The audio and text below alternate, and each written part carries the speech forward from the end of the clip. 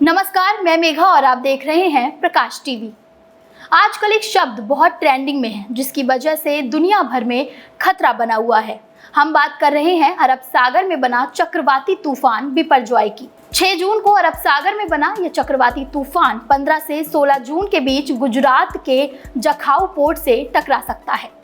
इसको लेकर IMD ने पहले ही अलर्ट जारी कर दिया है। इस तूफान से निपटने के लिए केंद्र सरकार और गुजरात सरकार ने भी कई तैयारियां की हैं।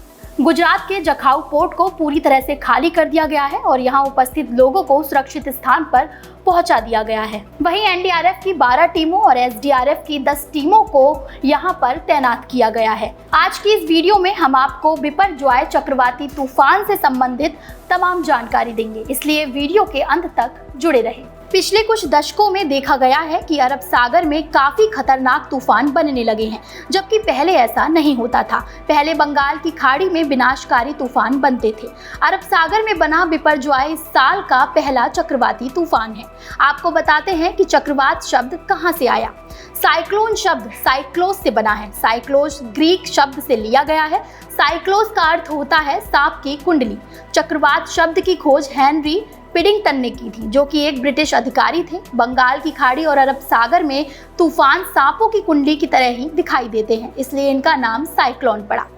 वैज्ञानिकों के मुताबिक पहले अरब सागर में खतरनाक तूफान नहीं बनते थे, लेकिन पिछले कई दशकों में देखा गया है कि अरब सागर में भी विनाशकारी तूफान बनने लगे हैं।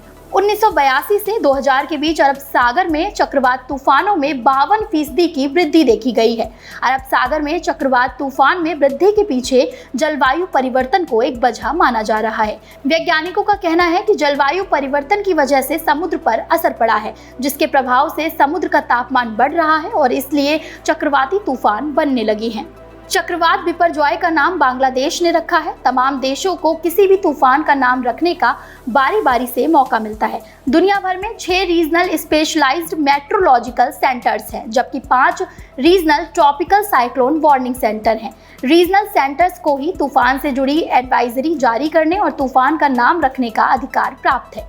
तूफान के नाम रखने के लिए कुछ नियम भी हैं। जो देश चक्रवाती तूफान का नाम रखता है उसे ये ध्यान रखना होता है कि तूफान का नाम पूरी तरह से न्यूट्रल होना चाहिए। किसी भी राजनीति और राजनीतिक विचारधारा, धार्मिक विश्वास, संस्कृति या फिर लिंग से उसका कोई भी जुड़ाव नहीं होना चाहिए।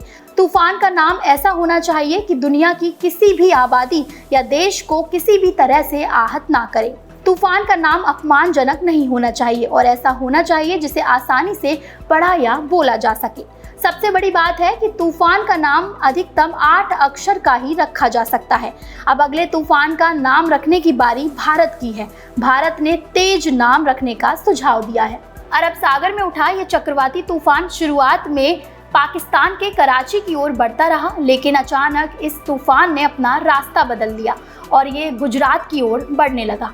विशेषज्ञों के मुताबिक चक्रवात हवा के दबाव के कारण अपना रास्ता बदलते हैं और ये कोई पहली बार नहीं है जब किसी चक्रवात ने अपना रास्ता बदला हो।